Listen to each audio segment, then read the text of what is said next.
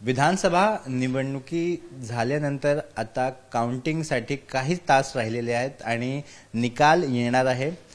प्रत्येक उमेदवारांना अशी अपेक्षा आहे की तेच जिंकून येणार आहे।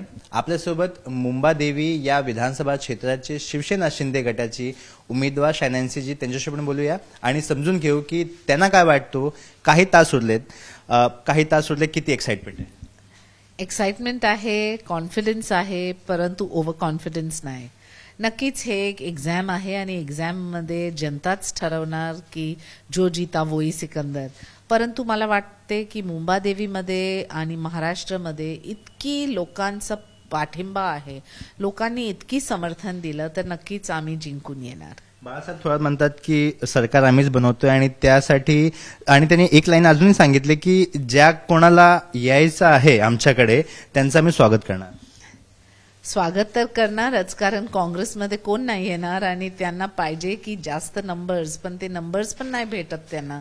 तर महाविनाश आघाडी इनकी तो नैया डूब चुकी है।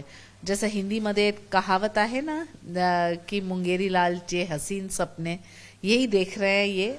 आणि मला वाटते की महायुतीच्या नेतृत्वच ठरवणार की पुढे काय, कारण हे एक लँडस्लाइड हिस्टॉरिक विक्ट्री असणार।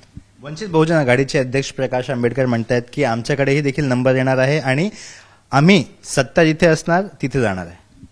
काही स्पेक्युलेशन करायची गरज नाही। उद्या आम्हाला माहिती पडणार की नंबर्स काय आहे, त्यानंतर नेतृत्वाला ठरवायचं आहे की कोणाला घ्यायचं आहे, कोणाला नाही आणि काय आहे रणनीती। ते रणनीती आता सांगायचं आणि स्पेक्युलेट करायचं मला नाही वाटत की काय उपयोग आहे। बारामतीमध्ये पोस्टर लावण्यात आले की अजित पवार आमचे भावी मुख्यमंत्री, अजूनही निकाल स्पष्ट झालेला नाहीये।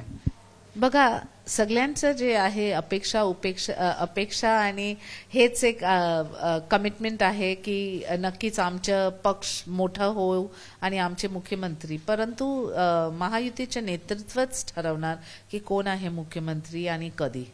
संजय राऊतचं असं म्हणणं आहे की जेवढे आमदार निवडून येतील त्यांना मुंबईत आणणार आणि हॉटेलमध्ये ठेवण्याची प्लॅनिंग सुरू आहे। त्यांनी अशीही भीती दाखवली की हॉटेलमध्ये खोखेची भीती आहे।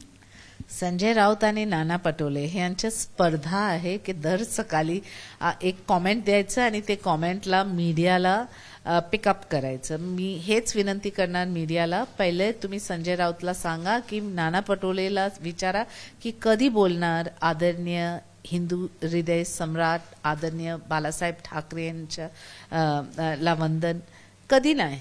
तर त्यांचं काय आयडिओलॉजीच नाही आणि जे शिवसेना म्हणतात, उबाटा सेना म्हणतात, तिथे एक चीज स्पष्ट आहे, आम्ही सत्तासाठी काहीतरी करू आणि आम्हाला लोकांना गोलक करायचं आहे आणि नंतर आरोप लावायचा आहे। They are desperate to be in power, that is the difference. शेवटचा प्रश्न, संजय राऊतने असंही सांगितलं की त्यांना विश्वास आहे की बहुमत त्यांच्याकडे येणार आहे आणि त्यांनी आकडेवारी सांगितले की 160 ते 160 टू 165 त्यांच्याकडे येण्याची शक्यता आहे। मी हेच सांगणार संजय राऊतजीला की मुंगेरी लाल के हसीन सपने देखने बंद कीजिए, आपकी नैया तो डूब चुकी है। धन्यवाद। तर आपण ऐकतो शायनांशीला, त्यांनी सांगितले की कशा पद्धतीने त्यांना विश्वास आहे, त्यांची पार्टीला विश्वास आहे, त्यांच्या गठबंधनला विश्वास आहे की जनतेचा मॅन्डेट त्यांनाच भेटणार आहे आणि सरकार तेच बनवणार आहे। कॅमेरा पर्सन अनिल पवारसह सूरज ओझा, एबीपी माझा, मुंबई।